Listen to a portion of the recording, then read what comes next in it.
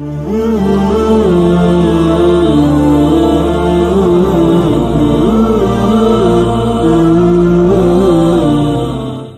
के मुतालिक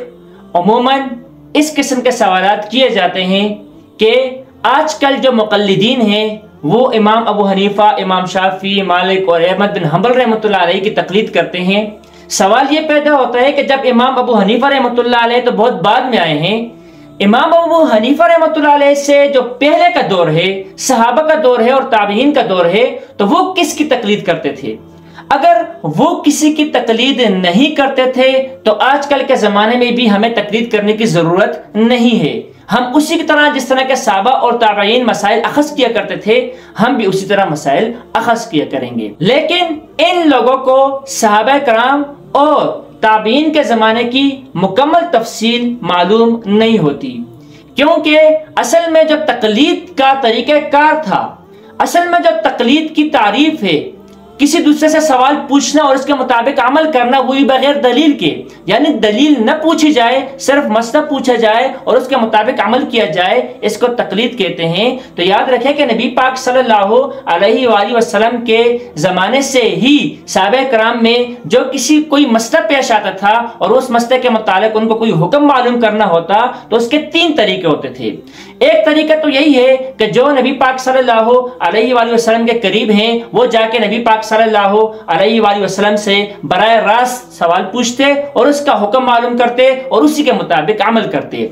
जबकि दूसरा तरीका किसी भी मसले का हुक्म मालूम करने का यह था कि अगर वो नबी पाक सल्लल्लाहु अलैहि वसल्लम के करीब नहीं बल्कि उनसे दूर हैं, तो ये जमाना कोई व्हाट्सएप का, कोई मैसेज का नहीं था, न कोई कॉल कर सकता था और ना ही आना जाना इतना आसान होता था, महीनों महीनों के सफर होते थे। तो इस दौरान जो सहाबा कराम नबी पाक सल्लल्लाहु अलैहि वसल्लम से दूर, मदीना से दूर होते, तो वो जो अमल करते वो दूसरा तरीका, यानी वो इज्तिहाद करते। वो खुद ही जो मसला पेश होता उसमें कुरान हदीस के मुताबिक वो इज्तिहाद करते और अपने इज्तिहाद से जिस फैसले पर पहुंचते उसके मुताबिक अमल करते।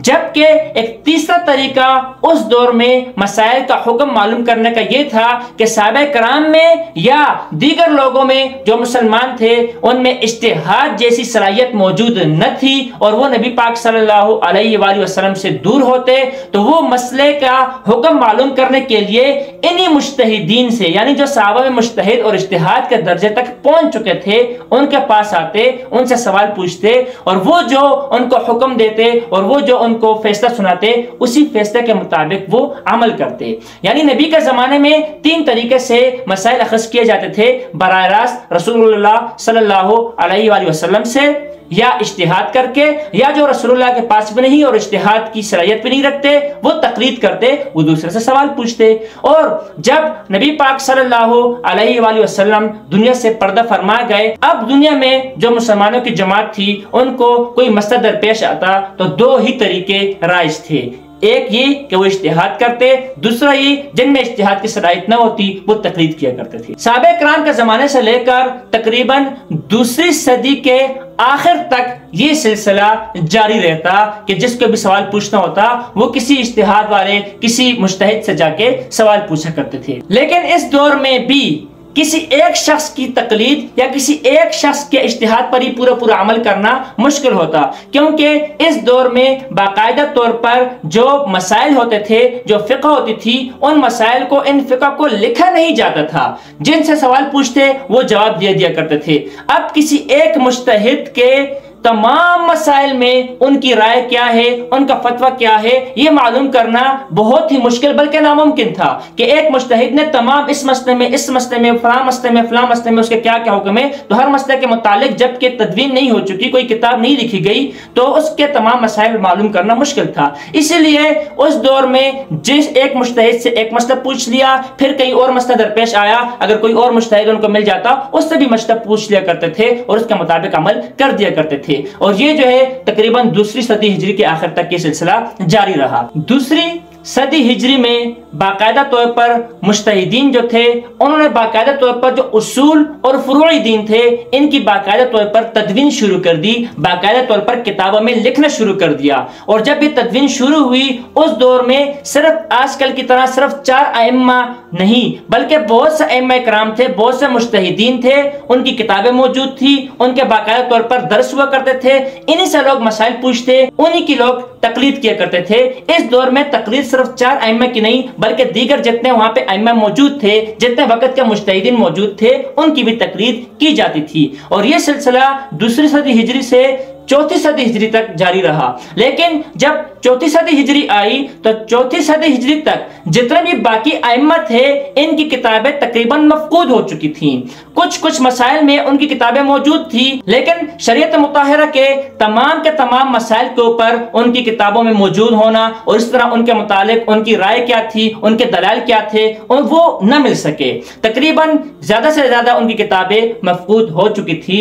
लेकिन चौथी सदी हिजरी में सिर्फ जो मुकम्मल तौर पर मुदव्विन किताबें सामने आई वो अइम्मा इकराम जो कि आजकल के दौर में है, इन 4 अइम्मा की किताबें सामने आई। और बाकायदा जो मुक़ल्लिदीन थे, जो तकलीद किया करते थे, जो इनसे मसाइल पूछा करते थे, वो उनका दायरा कार भी बहुत ज्यादा वसी था। इसलिए चौथी सदी हिजरी में सिर्फ 4 मुज्तहिदीन की किताबें सामने आई, जिनमें इमाम अबू हनीफा रहमतुल्लाह अलैह, इमाम मालिक रहमतुल्लाह अलैह, इमाम शाफी रहमतुल्लाह अलैह और इमाम अहमद बिन हंबल रहमतुल्लाह अलैह का नाम जिक्र है। अब इनसे पहले का दौर सहाबा का या ताबईन का जो दौर था उस दौर में दीन का गलबा था, उस दौर में तक़वा का गलबा था। वो नबी पाक सल्लल्लाहु अलैहि वसल्लम के फैज़ याफ्ता सहाबा थे और सहाबा से फैज़ हासिल करने वाले वो ताबईन थे, वो अल्लाह के ज्यादा मुक़र्रब बंदे थे, इसलिए झूठ का शबा भी नहीं था। इसलिए उनसे इतने ज्यादा झूठ का शबा होना और इस तरह दीन में जो है ना गुलू करना ये ज्यादा मशहूर नहीं था।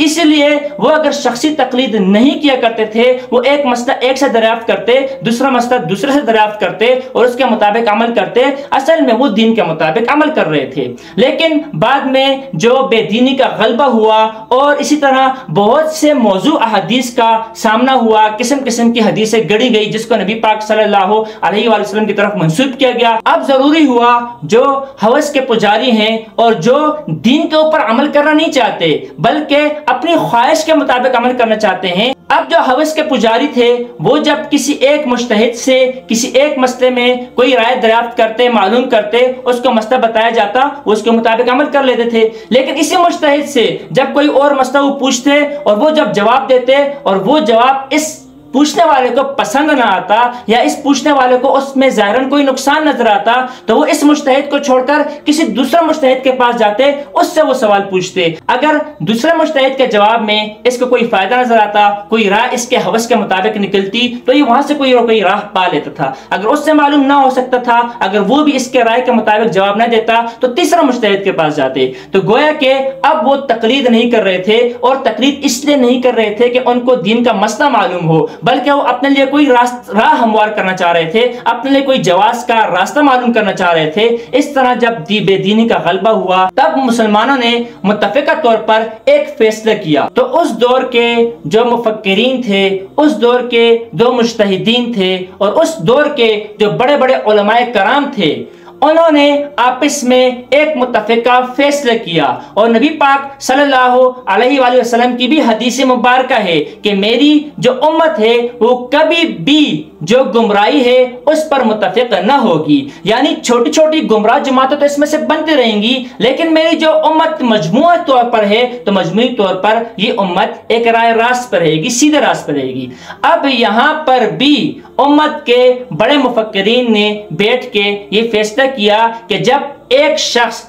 तकलीद करता है एक इमाम की, एक मुज्तहिद की, तो वो उस पर और उसकी दलील पर मुकम्मल तौर पर उस पर यकीन करता है, उस पर इत्तेफाक करता है उसकी दलील के साथ और यकीन रखता है कि इसने जो कुरान और हदीस से मसाइल अखज़ किए हैं और ये कुरान और हदीस के मुतालिक जो फैसला देता है वो बिल्कुल नबी पाक सल्लल्लाहु अलैहि वसल्लम और सहाबा किराम के मुताबिक दे रहा है। जब इस पे यकीन कर रहा है तो इसको हर फैसले में इसके मुताबिक यकीन करना चाहिए। लेकिन अगर वो एक मसले में इस पर यकीन कर रहा है और दूसरे मसले में इसी मुज्तहिद को छोड़कर अपने लिए रास्ता निकालने के लिए तीसरे मुज्तहिद से सवाल कर रहा है है तो गोया कि ये दीन की मालूमात या दीन का मसला हल नहीं करवा रहा, बल्कि अपनी हफ्ज की भूख को पूरा करना चाह रहा है। इसीलिए उम्मत मुस्लिमा का 34 सदी हिजरी के बाद मुत्तफिका ये फैसला हुआ कि अब सिर्फ एक इमाम की तकरीद की जाएगी, और ये जब पूरे उम्मत का एक फैसले पर इजमा हो जाए, इस इजमा के मुताबिक अमल करना ये वाजिब है। तो अब गोया के किसी एक शख्स की तकलीद करना